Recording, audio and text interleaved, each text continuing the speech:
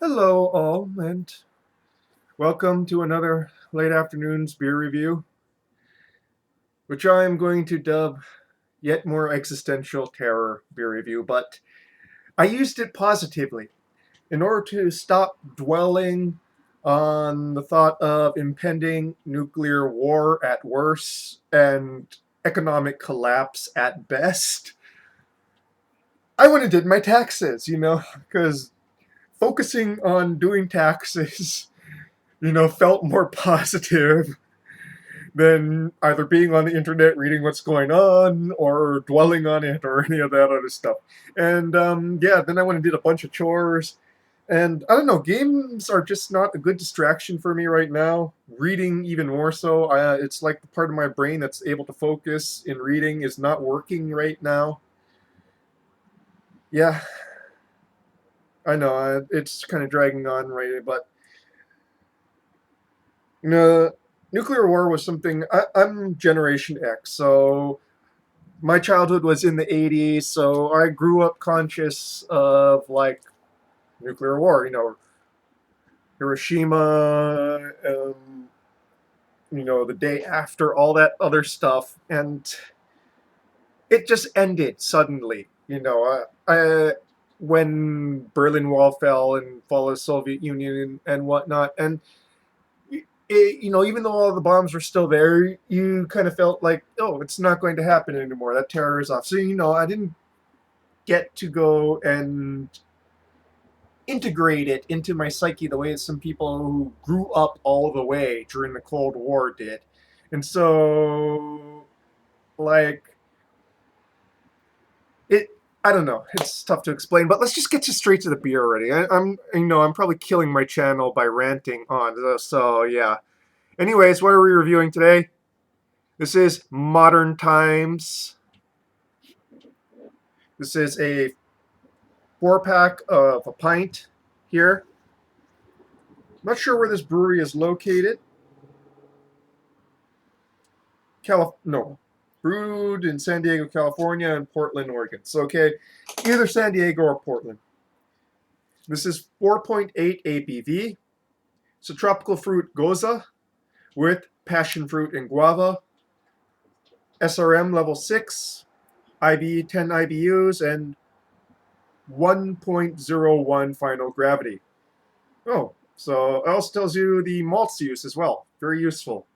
Pilsner, malted wheat, flaked wheat. Yeah, cool. So yeah, Gose.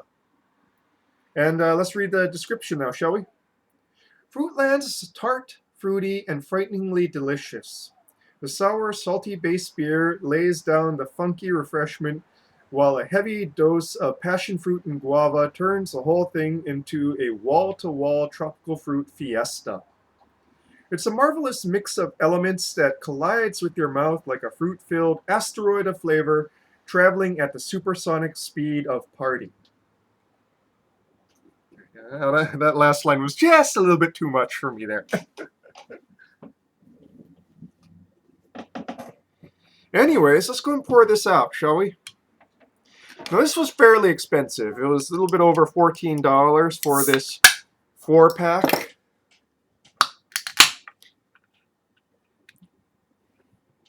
Pouring it into a tulip.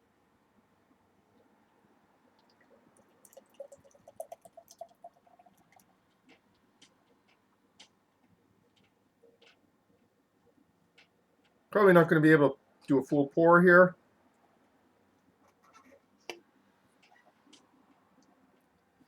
So, a cloudy yellow with a tinge of orange to it. Now, kind of hard to see on the camera there. With a fizzy to frothy white head.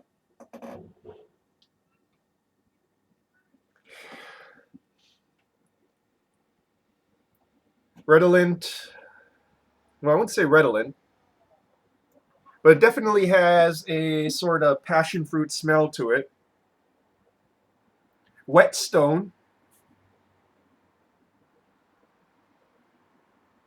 Hints of wheat and funk.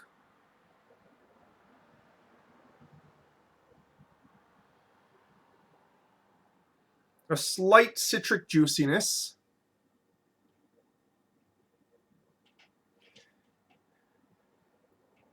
And underneath that, the guava. So the passion fruit's on top and the guava is underneath. You can sense both in the nose there.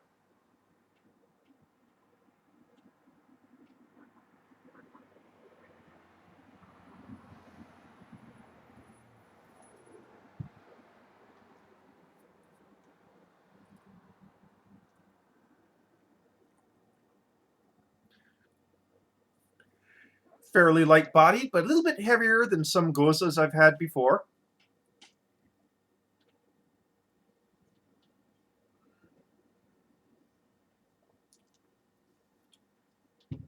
Up front, moderate carbonation bite.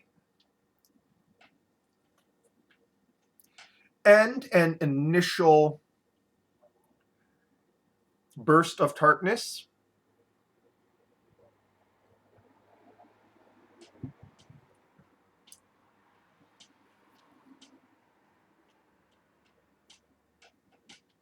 It's pretty tart, but not tongue-scorchingly so,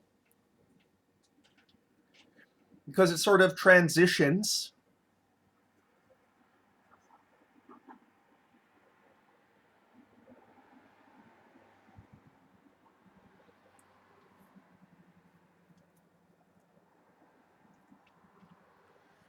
to an almost slightly fermented fruit note in the mids. It's not too strong.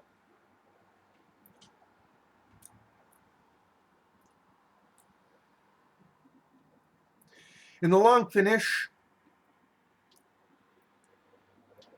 you're left with some of that wheat funk in the long finish. So element of the malts there.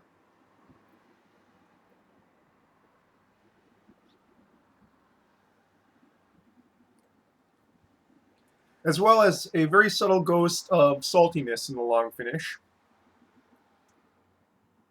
In the beginning of the finish, there's still some residual tartness, but it mostly passes.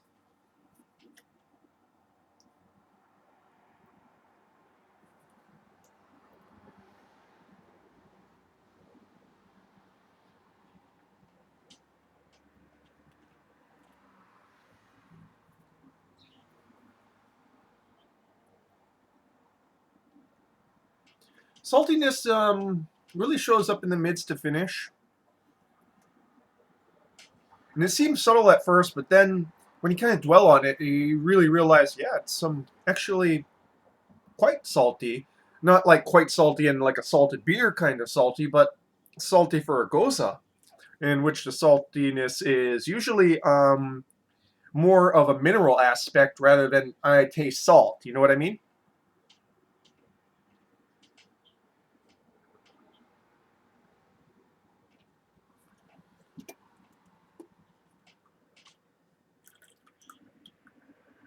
Fairly refreshing. Now, this is pretty obviously a kettle sour.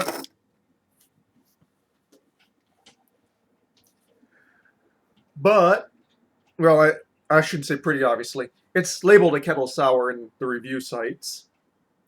But I don't really have that very strong sweet tart kind of taste I get from other kettle sours.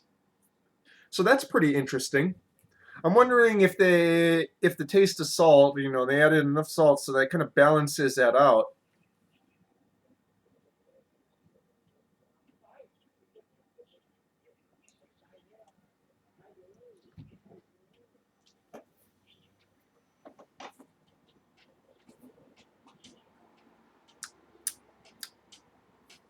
Yeah.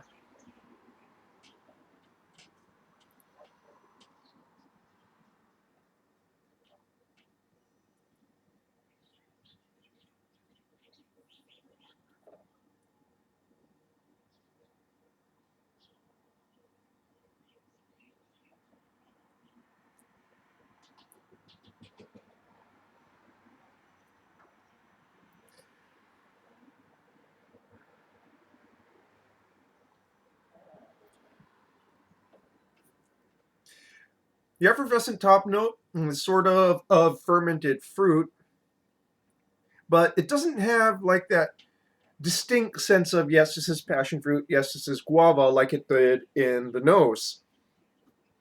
kind of a loss there. I would have liked a little bit more of it to show up in the mouth. Because it's quite possible for it to show up in the mouth. I've had sours that have done that before. And interestingly, in certain kinds of tropical IPAs, it definitely shows up, even though there's not actual passion fruit there. Whatever hopping they use kind of gives it aromatic note, very evocative of passion fruit. In this, it's in the nose, not so much, in the tasting.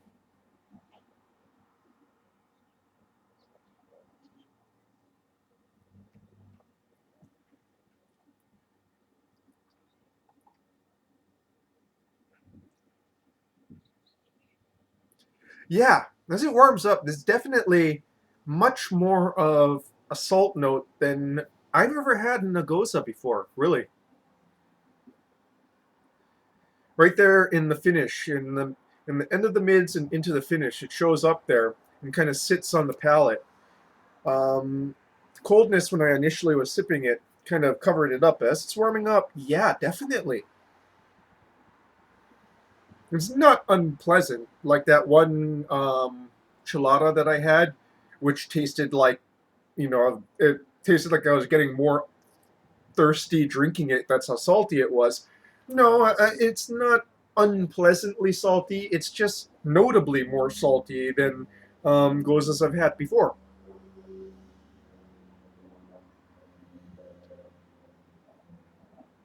Some Goses I've had, you know, if I did it blindfolded, and you didn't tell me it was a Gose, I would just say it's a general sour because you can't really taste it. So it is pretty interesting. It doesn't have that sweet tart note some Kellogg sours have, and it has a stronger salty note, especially in the finish. Tartness, like I said, it's not baby's first sour, but it's definitely not tongue scorchingly so.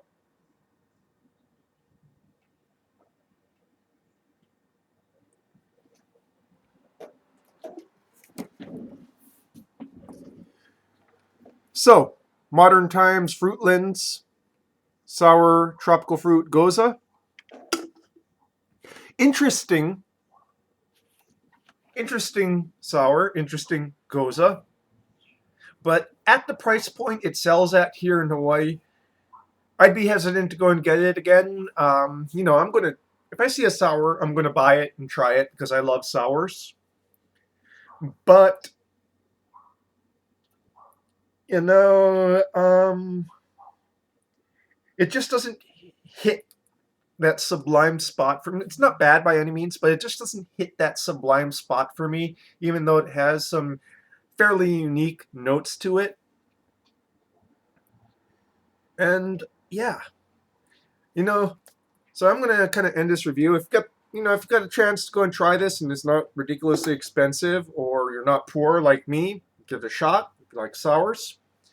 And I think I'm going to go and start saying in my video descriptions, actual beer review starts like 2 minutes in.